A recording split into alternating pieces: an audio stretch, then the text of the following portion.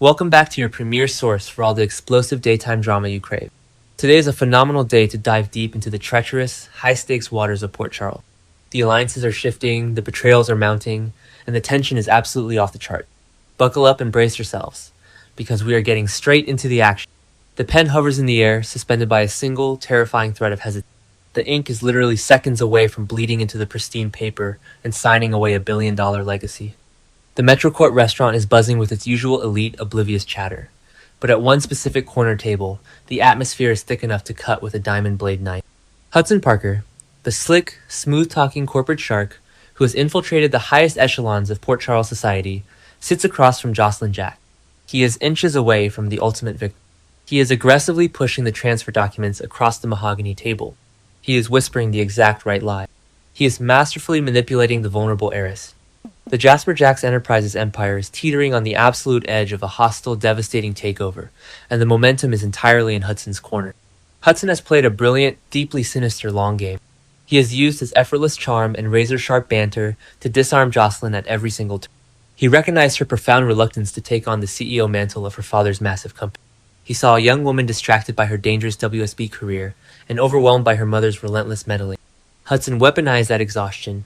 He painted himself as the ultimate corporate savior, the experienced executive who could take the crushing weight of JJE off her shoulder. Every smile, every piece of unsolicited advice, every seemingly harmless fishing expedition was a calculated move on a massive chessboard. Hudson was not just negotiating, he was orchestrating a masterclass in psychological warfare, positioning himself to swallow the Jacks family legacy whole. Jocelyn sits completely paralyzed by the magnitude of the moment. The fearless WSB agent who has stared down the barrel of Ross Cullum's gun, the young woman who survived the horrors of the Windermere captivity, is suddenly blind to the monster sitting directly across her. She is exhausted by the corporate demand. She wants to focus on her dangerous, adrenaline-fueled life in the spy agency. Handing over the reins of JJE feels like an escape route, a way to free herself from the boardroom battles she never asked. She looks down at the signature line. The fate of her father's entire life's work rests in her trembling hand. She is ready to surrender the empire. But just as the tip of the pen makes contact with the contract, the Metrocourt elevator doors slide open with a lethal, metallic hiss. The temperature in the dining room instantly drops 10 degrees.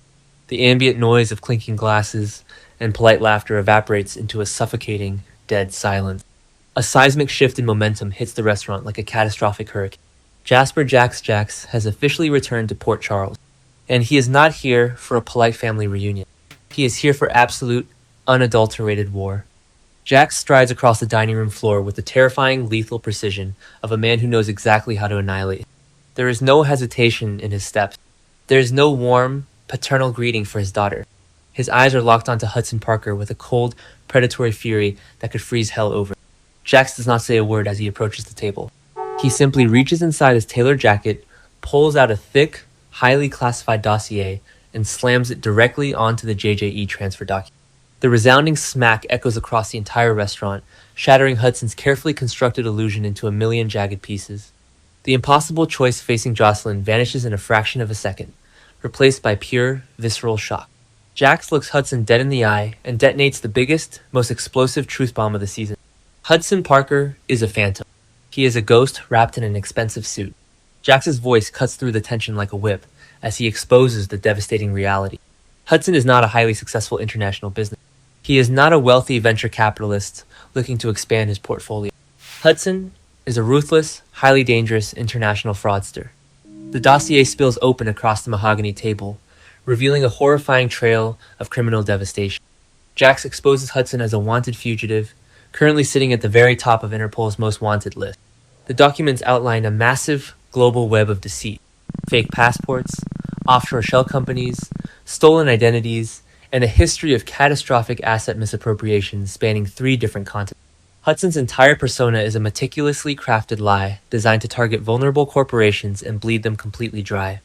He came to Port Charles for one reason, and one reason only: to steal Jasper Jacks Enterprises right out from under Jocelyn's nose. Jocelyn is left reeling, her entire world tilting on its axis. The horrifying realization crashes over her like a tidal wave. She was the mark. She was the ultimate, gullible mark. The highly trained WSB agent, the woman who prides herself on her sharp instincts and defensive skills, was seconds away from handing her birthright to a wanted criminal. The betrayal cuts deep into her soul. She looks from the damning Interpol files to Hudson's face, watching the suave, confident businessman melt into a terrified, cornered predator. Jocelyn realizes that the corporate boardroom is just as lethal, just as blood-soaked and treacherous as any WSB black. She almost destroyed her father's legacy. Enter Carly Spencer.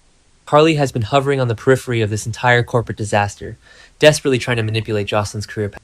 The sheer, terrifying irony is that Carly actually wanted Hudson to push Jocelyn out of the CEO role.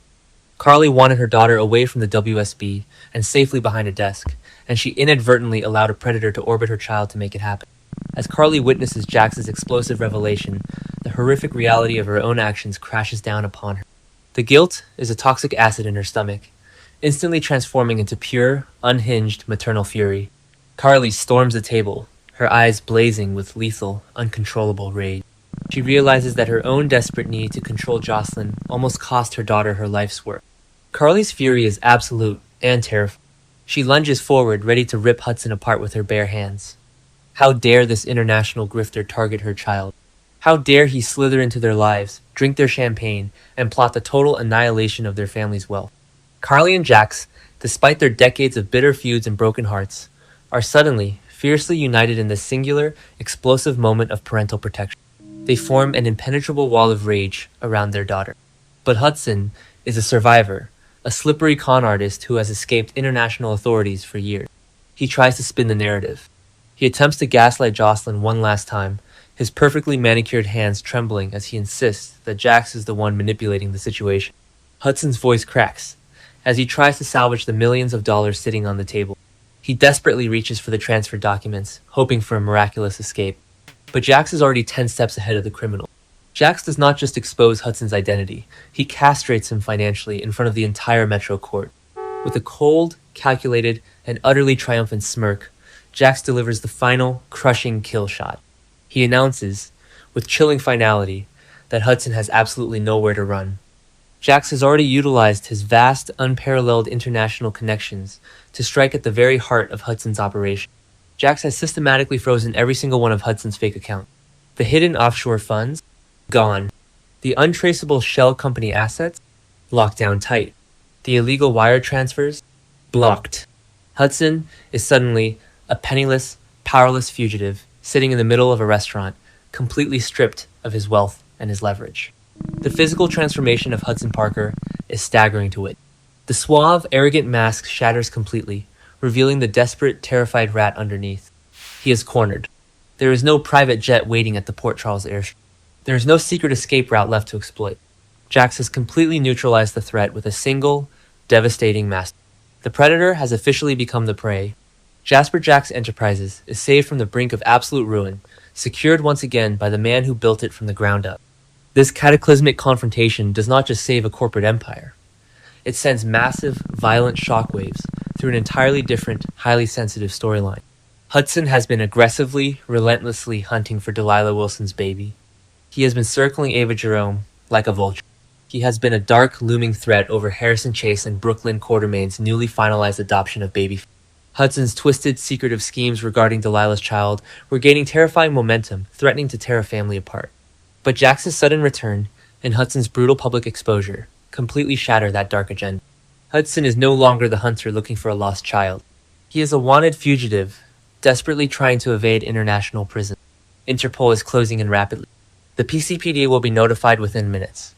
Hudson's ability to terrorize Brooklyn and Chase, his ability to leverage Ava Jerome's secrets, is instantly and permanently obliterated. By throwing a protective shield around Jocelyn and JJE, Jax has inadvertently created a massive, impenetrable shield around baby Phoebe. The fallout from this seismic event will completely rewrite the power dynamics of Port Charles.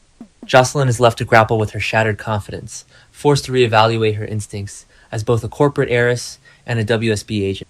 Carly must face the horrifying consequences of her manipulative meddling, realizing her actions almost handed her daughter to a monster. And Jasper Jax reclaims his throne, proving once again that nobody, absolutely nobody, targets his family and walks away unscathed. The Empire is secure, the Predator is caged, and the stakes have never been more thrilling. Will Hudson escape Interpol, or is this the absolute end of his twisted game? Drop your wildest theories in the comments below, hit that subscribe button, and never miss a Port Charles shocker.